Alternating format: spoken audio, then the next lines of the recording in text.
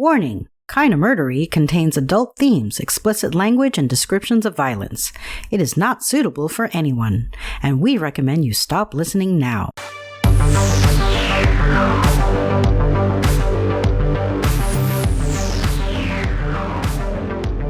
True crime with a dash of the paranormal, the garish, the strange, and the darkly comic. A podcast that's about more than just murder. It's my very own pocket dimension, home to a curated collection of bizarre and compelling stories. The unsolved, the unsettling, and the unbelievable. I cover it all, just so long as it's kinda murdery. Hello everybody, welcome to Kinda Murdery. I'm your host, Zevin Odelberg, and I am so happy to have you here with me. These days, I don't know if it's because people have no attention span or what, but you'll see a top 10 list, right? And it'll start at number 1 and then go to number 10. And I actually hate that because I like the suspense of working my way from 10 or 100 or whatever it is up to 1. But nevertheless, I'm gonna commit that same sin today because we are starting not with some little known confidence man, not with some anonymous grifter, but with arguably the most famous grifter in the history of grifting, and everybody knows that that is a profession that goes back almost as far as the oldest one. That's right, the subject of today's story is none other than Charles Ponzi himself. But I'm not here to tell you the story of how he invented the pyramid scheme exactly, so I'm not here to tell you the central Ponzi story, no. This is a tale of Charles Ponzi on the lam. Charles Ponzi running from the law years after he was initially busted for defrauding so many investors. That's right, it is time. Kinda Murdery starts now.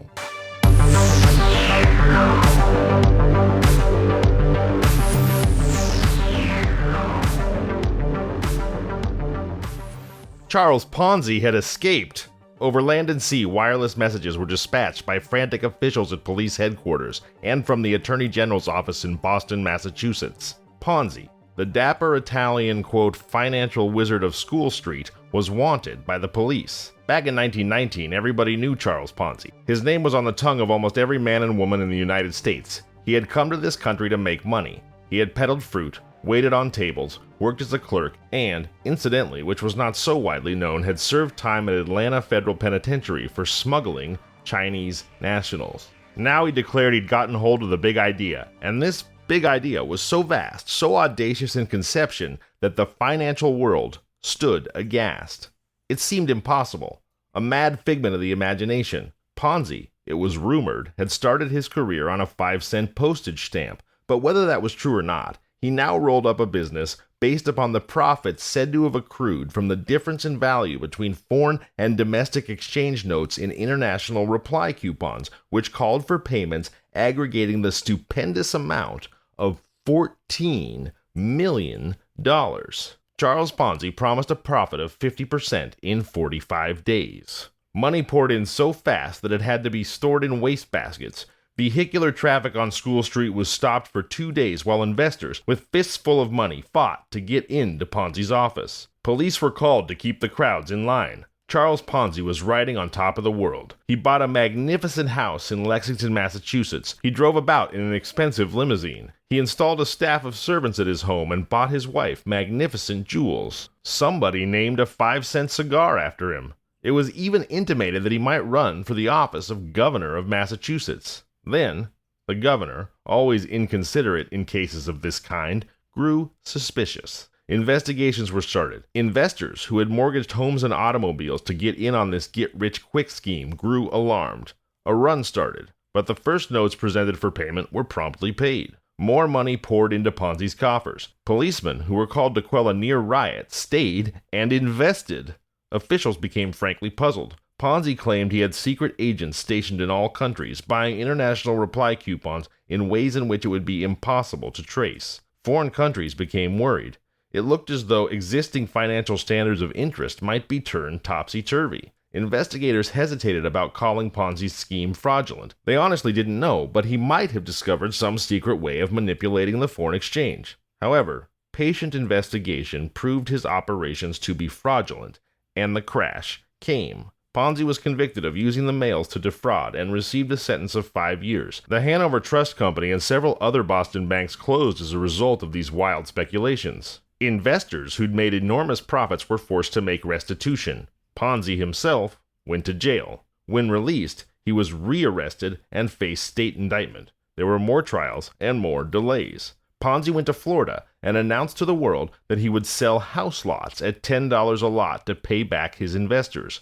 Money flowed in, and more trouble followed. He was ordered back to Massachusetts to stand trial, and, mysteriously, disappeared. The manhunt was on. Charles Ponzi had become a fugitive from justice. Once again, the wizard occupied front-page space in all the newspapers. There were plenty of rumors concerning his whereabouts. Most of these rumors were carefully investigated. It was said he had entertained at a roadhouse in New Hampshire. Later, he had vanished in the direction of the Canadian border, driving an expensive, speedy roadster. Others said he was in Florida. There were reports he'd been seen in Paris, and one correspondent even insisted that he was in Rome. It began to look as though Charles Ponzi had well and truly escaped. In Boston, disgruntled and disillusioned, investors demanded action. Police Inspector John F. Mitchell was assigned to the case. Meanwhile, down on the Gulf of Mexico, the sick Boss Don Vobis, a foreign ship flying the Italian flag, was leisurely making her way towards Galveston, the last port of call before returning to Italy. By the way, sic vos non vobis is Latin for you work, but not for yourselves. On board the sic vos, disguised as a waiter, was Charles Ponzi himself, international man of mystery. He had Austin Powers beat by about 75 some odd years. Ponzi had escaped the manhunt by a very clever scheme. Those were, after all, clever schemes, his true core competence. So here was the scheme. When news came that Ponzi was wanted back in Massachusetts, he was in Tampa, Florida. By luck, he happened to meet an old friend of his from Boston, one Italian Joe, to whom he explained his plight. "I'll do my best," Joe promised him, "but I don't know what that'll be. Lie low for a time and I'll see what I can do." A little later, Joe sought Ponzi again. This time, his face was wreathed in smiles. "I think it can be arranged," he said. "There's an Italian ship in port, the Sic Vos von Vobis. She's returning to Italy within several weeks. I think I can get you a job on her on board as a waiter. Shall I try?" Yes, said Ponzi. "Only hurry." Wires were pulled, and Charles Ponzi found himself on board the Italian ship, headed eventually for his native land and freedom. Charles Ponzi, the foppish, smooth-faced American, had disappeared. In his place was Andrea Luciana, dressed in the rough clothing of an ordinary seaman. It was a good disguise. Head and eyebrows were shaved. He wore long side whiskers and a mustache. Luciana was apparently what he represented himself to be, an ignorant foreigner who understood no English and was not particularly bright. The ship sailed from Tampa. Ponzi breathed a sigh of relief as he saw the shore recede in the distance. That night, he became acquainted with the young wireless operator on board the ship. Day by day, he cultivated a friendship with his native-born Italian until they were upon intimate terms. Night after night, he listened in on the wireless and heard the police searching for one Charles Ponzi. The Italian wireless operator said that the country seemed quite disturbed about this man Ponzi, and Luciana smiled. He was safe. His scheme had worked. His exultation grew as he learned he had been located first in one place and then another. The stupid American police had been completely fooled, and he, Charles Ponzi, had done it. He was safe. Safe! But Ponzi, who had so successfully shut tight all avenues of information for the time being, had overlooked the most important factor of all, which would make his escape a success or a failure. He had neglected to take his own egotism and conceit into consideration, and this egotism came to the forefront as he saw safety within his grasp and realized that once more he had outwitted the Massachusetts authorities. This feeling grew more intense as the police messages became more urgent, and Ponzi appreciated the situation. Finally, he grew so pleased with himself that he was unable to keep his identity a secret for a moment longer. He was up in the wireless room. He had just listened to a long message reporting his whereabouts in some Midwestern city and heard with gusto the steps being taken to bring about his arrest. "That chap Ponzi is giving the police a good chase," said the operator as he removed the earphones from his head for a few moments. "He's a bright chap." "You think so?" Ponzi glowed as he heard praise of himself. "You think so?" Something in Ponzi's tone made the operator turn. Well, of course I think so, he replied emphatically. He's a one clever guy. Listen, Ponzi said softly, looking around to make sure they were not overheard. If I tell you something very secret, will you promise to keep your mouth shut? The operator nodded. Ponzi bent still closer. Do you know who I am? He asked. The operator smiled. Andrea Luciana, the waiter, he said. Not at all. I am Charles Ponzi, the financial wizard. The operator started. A gleam of admiration came into his eyes. Not the Charles Ponzi the police are looking for. By the way, everybody, forgive my terrible cartoon Italian accent. If it helps at all, I am Italian myself. My mother's maiden name was Brocchini. I just couldn't resist taking a stab at it here. But yes, it is bad. It is bad, bad, bad. So forgive me for that. So anyway, the operator says, Not the Charles Ponzi the police are looking for. The same, replied Ponzi proudly. But don't you breathe a word of it to a soul. The operator swore by all he held sacred. And then Ponzi talked. And we'll find out what Charles Ponzi said after the break.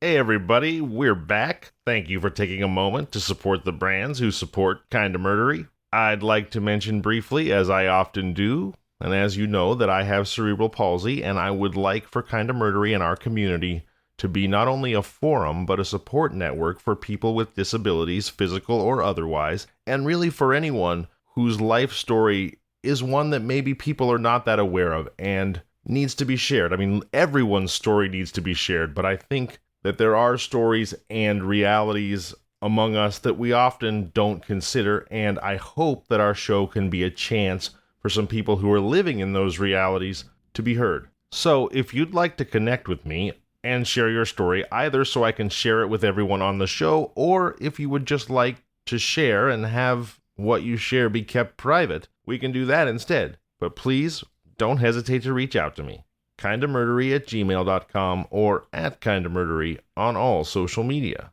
Also, please do remember, in fact, program it into your phone, there is a new, free 3-digit number, 988, that you can call to be connected immediately with someone who cares and receive counseling for substance use, mental health issues, or suicidal thoughts. That's 988. If you are in acute crisis, please do not hesitate to call that number. And please never, ever forget that the world is a far better place with you in it. And if you are not in acute crisis, but you feel the need to share your burdens, or you just like to make a connection, you just like someone to be there for your story, then please do reach out to me.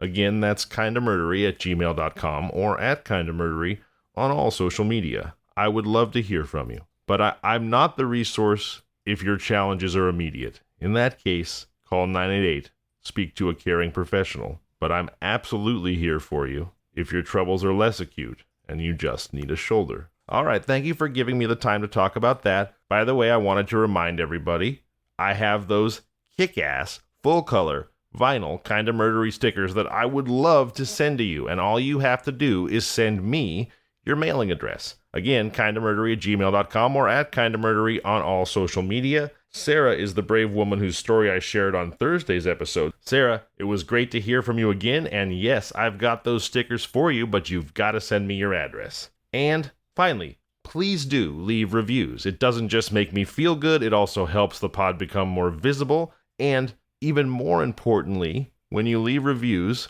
and tell people how you feel about the show, it helps to build our community. And I'm so proud of the way in which this community, the Kinda Murdery community, is becoming a place where people feel safe and comfortable to share when they're troubled and to receive support, not just from me, but from all of us. So yes, please do leave reviews. It helps in so many ways. And with that, it's time to get back to American Grifter, Run, Chucky, Run, Charles Ponzi on the lam. Kinda Murdery resumes now.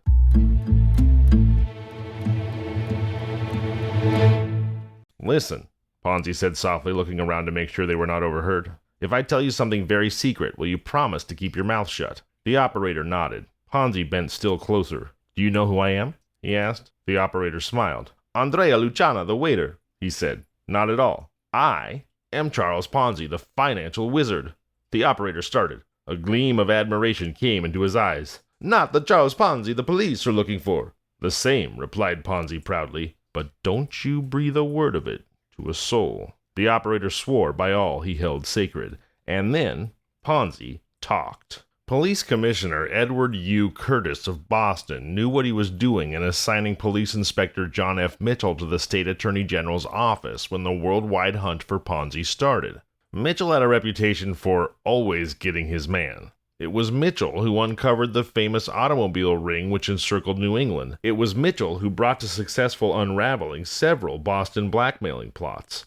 When Ponzi refused to return to Massachusetts and serve his sentence, Inspector Mitchell set the wheels of justice in motion. It was all done very quietly. Too much publicity would have defeated his purpose. Ponzi had boasted he would never come back to Massachusetts to serve his time. Mitchell intended to see that Ponzi did. The police officer was an experienced manhunter.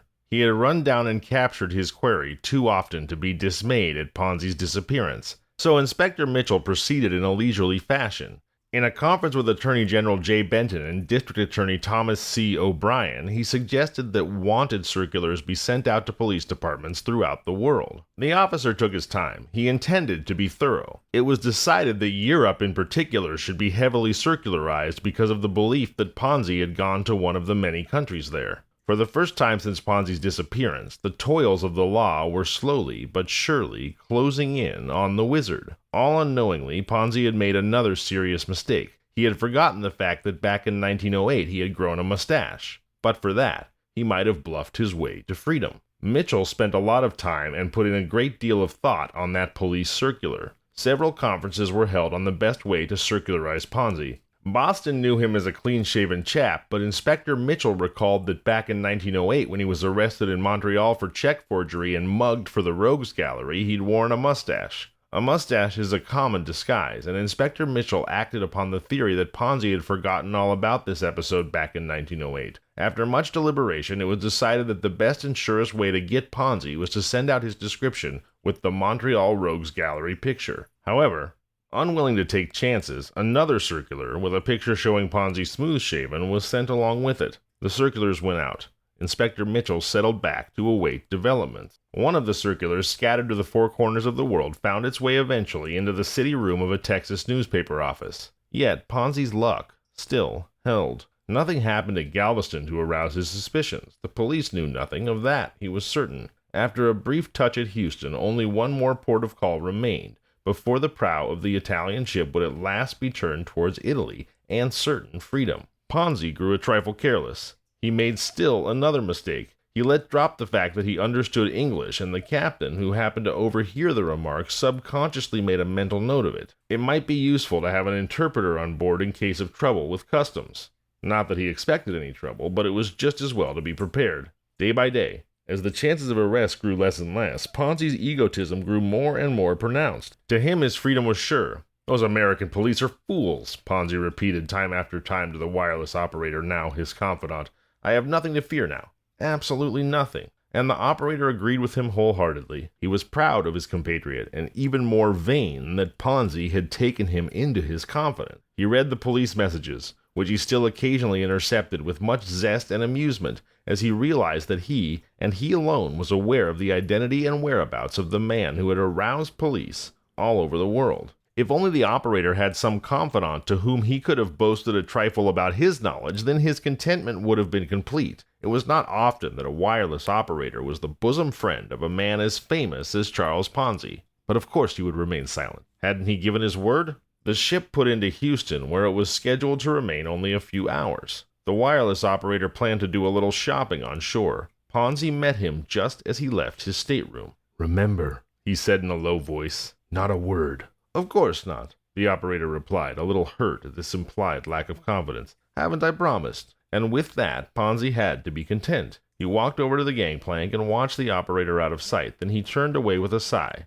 He would have liked to have gone ashore with him, but that was too much risk with freedom so near. Although he felt there was little chance of discovery from the police, they were just too stupid. Still, it was just as well not to take chances. He reluctantly left the deck and went below. The operator drew a deep sigh of relief as his feet touched the solid ground and he heard the din of traffic a few blocks distant. It was good to be on land again, even if it was in a strange city where he knew no one. Then happened one of those unexplainable things that readers of fiction will call far-fetched, and yet they occur frequently in real life. As the operator turned the corner, he bumped into an old acquaintance from Boston, John Smith, a former customs officer from that city. The wireless operator was overjoyed at the meeting. He learned that Smith was now a resident of Houston and was a ship chandler. His tongue continued to wag. He felt extremely friendly to this one man whom he knew in this city. Without thinking, in a burst of confidence, he confided the secret he had promised never to reveal. Charles Ponzi was on his ship, disguised as a waiter. Smith was apparently unimpressed. He dismissed the subject without comment and turned to other topics. But Smith did some quick thinking as he carried on a light conversation with the unsuspecting operator. He knew Charles Ponzi was wanted by the police. He knew also there was little chance of extradition once Ponzi got to Italy. "Can't you meet me tonight for supper and a show?" Smith asked finally. The operator's face clouded with disappointment. He was very sorry, but it would be impossible. The ship was sailing just as soon as they took their cargo on board, a matter of only an hour or two. Smith's eyelids barely flickered at this intelligence. Another time, perhaps. Smith was no longer interested in the operator. He had learned what he wanted, and there was little time in which to act. He glanced at his watch, pleading a previous engagement. The two men chatted a few seconds longer and then parted. Smith waited until the Italian was out of sight. Then he hurried to the sheriff's office. "Charles Ponzi is on board an Italian ship in the harbor," he said as he burst into the sheriff's office. "Is that so?" said the sheriff. "And who is Charles Ponzi?" Smith explained as best he could, but the sheriff took little interest and refused to take any action. He was sure it was a case of mistaken identity. He doubted his authority to board a foreign vessel. "I don't reckon there's anything we can do, Smith," he said at last. "We'd best keep out of it. Let Massachusetts get her own criminals. We have enough right here to keep us busy." Undismayed, Smith took his leave and started for the newspaper office. Time was growing short. At the Houston Press, he met city editor Webb C. Arts, and in Arts found an interested listener. He told him the entire story. "Sure, I know about Ponzi," said Arts, fumbling among some papers on his littered desk. "Here's the police circular that the Attorney General's office sent me some time ago." "Ponzi's on that boat," Smith said earnestly. "I'm certain of that." "If he is, we're going to nab him," promised Arts. "Foreign ship or no foreign ship, we should worry about that. If it really is Ponzi, it's a whale of a story and one that every newspaper from coast to coast will play in the banner heads. And you say the boat is only here for a short time? Well, let's go." Smith and Arts returned to the sheriff's office. The sheriff was still there. This time Arts did the talking. He was terse and to the point. He used very few words, and those few he did use were eloquent. The sheriff listened as Arts supplemented Smith's information and threatened immediate action if help was not forthcoming. "Well," said the sheriff as Arts finished and stood waiting, watch in hand, "I ain't got no time to go out on any such wild goose chases, but I'll let you have my deputy sheriff. Lacey," he called. "Arts thinks there's a crook on board that foreign ship at the docks. Run down there with him, will you, and see what you can find out." "Whatever's done has got to be done in a hurry," warned Smith. "Come on, Lacey," cried Arts. "Moments count." The door closed behind the two. More difficulties presented themselves. The streets were crowded. Traffic was heavy in the vicinity of the docks. The car stalled. A truck broke down ahead, halting the stream of slowly moving machines. Then, a clear stretch of space. It looked as though they were going to make it. The speedometer rose to 35 miles, 45, and crept to 50. Traffic snarled up again. The car shot through for the only open lane. A shrill whistle rang out above the din of traffic. A police officer springing from somewhere blocked the passage with uplifted hand. "Damn!" growled Arts as the screeching brakes brought the car to a sudden halt. A deep-throated boat whistle sounded from the docks, still some distance ahead. "Tell that fool to get out of the way," Arts demanded. "That may be the boat." But the police officer had already recognized them and stood aside. The automobile started again with the exhaust wide open, gathered speed quickly, and rushed on. A few moments later, the car drew up beside the wharf where the sick Vos non vobis had docked a few hours before. Her berth was empty. The ship had sailed. "Damn!" said Arts again to no one in particular. "Now what?" asked Deputy Lacey a few moments later as Arts bustled around questioning some of the stevedores and longshoremen. "The boat's been gone some time. There was less cargo to take than they thought. That was probably the boat we heard while we were tied up in traffic. Anyway, she's gone." "Perhaps it was a wild goose chase after all," suggested Lacey. "We might as well just go back." "We'll go back," agreed Arts. "There's nothing further can be done here, but I'm going to follow that boat. I've found that she makes one more stop at New Orleans. Back at the sheriff's office an hour or so afterwards, they discovered the sheriff slightly discomfited holding a telegram just received from the Attorney General's office in response to a request for Ponzi's description. "That may have been Ponzi at that," admitted the sheriff ruefully. "It sounds like him." "Of course it was Ponzi," snapped Arts, "and furthermore, I'm going to follow that ship by land to New Orleans if it breaks me. I'm not going to let a good story like this slip through my fingers. I want you to let Lacey go with me." But the sheriff hesitated. It entailed the expenditure of considerable money with a possibility of failure. Arts, surmising what was passing in the sheriff's mind, offered to finance the trip out of his own pocket. The offer was accepted. Arts and Lacey arrived in New Orleans considerably ahead of the steamer. At the customs house, they disclosed their identity and voiced their suspicions. A plan was discussed to get the suspected Italian waiter on shore. The boat came into port and was boarded in the usual manner by customs officials. Learning that Andrea Luciano was the only man, according to the captain, who spoke English, the customs official in charge ordered a man ashore to the custom house with the papers. Andrea was given the mission. Meanwhile, 2 Texans were pacing the dock impatiently. Would the subterfuge work? Would Ponzi leave the ship under any circumstances? Now that Art and Lacey had gone this far, they were determined to see it through. Just as the two were getting anxious, Lacey touched Arts on the arm. "There's somebody coming off the ship now," he said. "Is that our man?" The two approached the rough-looking foreigner who had reached the dock and had started toward town with some official-appearing documents under his arm. "What's the name of that ship?" Arts asked, pointing to the sic vos non vobis. The man stared at him stupidly and shrugged his shoulders. "Mio non capace," he said, and began to move on. Arts had already recognized him by the mustache and held him by the arm. "Come on," he said harshly. "How do you get that way? You can't fool us with that line." "Yes, cut it out," ordered Lacey, drawing closer. "You know who you are. You're Charles Ponzi." Ponzi started imperceptibly as the officer pulled the wanted circular from his pocket. "It's him, all right," said Arts. "Mio Andrea Luciana," protested Ponzi. "Mio non capisce English." "Oh, shut up," said Lacey. By the way, side note, Zevin here. I know that my fake Italian accent and fake Italian is just awful. Forgive me. "Oh, shut up," said Lacey, now sure of his ground. "We've got you good. It was too bad you pulled that job in Montreal back in 1908 and then let them mug you with a mustache. It's a dead giveaway." Ponzi remained silent. "Come on now," threatened Lacey, showing his badge.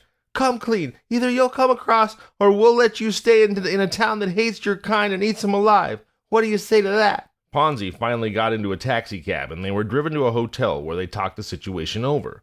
Lacey admitted that he had no authority to take him back to Texas, but told Ponzi that Italians were rather unwelcome in New Orleans, owing to some trouble that had been had in the Italian quarter. "All in all, Ponzi," concluded Lacey, "you stand a much better chance under Ma Ferguson than you do here." They argued a bit more, and at the end of several hours, Ponzi decided to go back to Texas with them. As soon as they returned to Houston, the sheriff of Harris County put in a long-distance telephone call to Boston Police Headquarters asking if Inspector Mitchell wanted Ponzi. Mitchell wired to hold him, and later sent another wire giving classifications and measurements. Word was sent back to Boston that Ponzi was under lock and key. Ponzi had been captured at last, but he was still 2,000 miles away from Massachusetts, a state to which he had boasted he would never return. The telephone rang sharply in Inspector Mitchell's office in the State House on Beacon Hill, Boston, as he sat patiently waiting for a reply to his 4 telegrams asking where Charles Ponzi had been confined. The telephone rang again and again. Mitchell leaned over his desk and lifted the receiver from its hook. "Hello,"